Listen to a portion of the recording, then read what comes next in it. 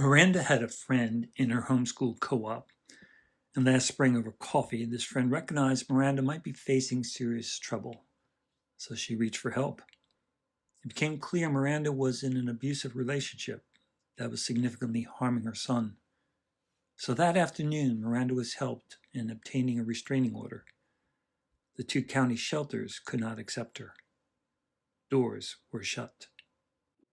Although only in its formative stage, INC of Montgomery County got engaged. The executive director knew a widow with a large house needing income. A team member made inquiries about housing on a temporary basis, and a man from Difference Makers Church fixed locks to provide secure, separate entrances. And on a one-day notice, 18 people from 3 churches gathered to pack and move all Miranda's belongings to the temporary apartment in storage, while Brunswick First Baptist stored some of the larger items. 2 days later, Miranda enlisted the aid of social services, while several believers were contacted and gave to help pay for the move and some initial rent. Miranda set about seeking ways to fund the apartment, including selling possessions. Neighborhood Church's farmers market gave double credit for Miranda's SNAP coupons. An appointment was scheduled for free legal help from Good Samaritan advocates, and a friend from the Damascus Christian Homeschool Co-op attended court with Miranda. Miranda cared for the landlord's gardens and painted the entranceway to offset rent. The Potomac Valley Homeschool Co-op gave Miranda 2 air conditioners, and the Potomac Believers Fellowship paid for 2 heaters and clothes.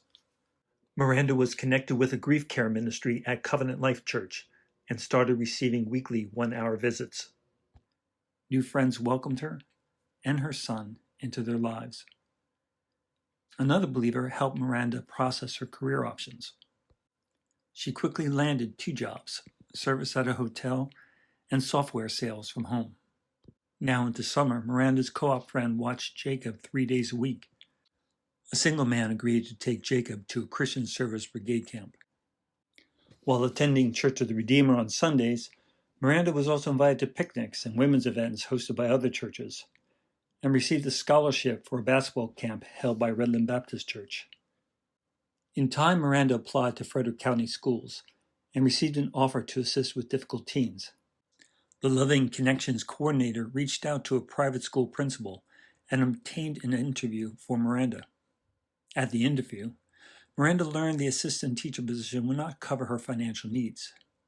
The administrator suggested a teaching position, since Miranda had taught previously, and she would be able to obtain her accreditation while teaching.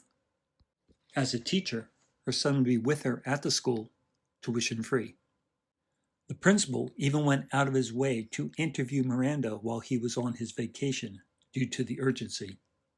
Miranda was hired and started preparing for the new school year. As the school year commenced, it became clear Jacob was struggling.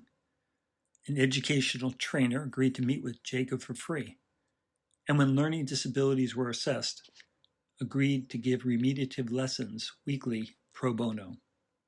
In addition, she connected with the school teacher and school resource person to share recommendations.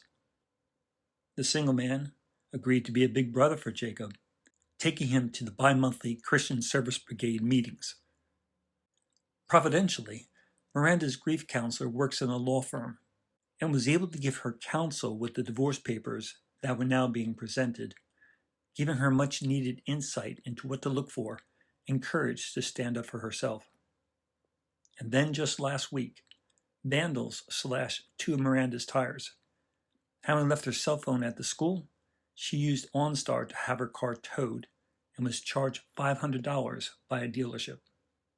Having become aware of the unexpected need, the principal had his assistant take an offering, and within an hour had raised $725, enough for the tires and a badly needed pair of sneakers for Jacob.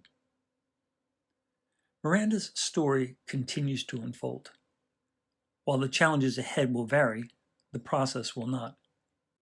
The face of help was not Love Inc. or any other entity. The face of help was literally dozens of believers.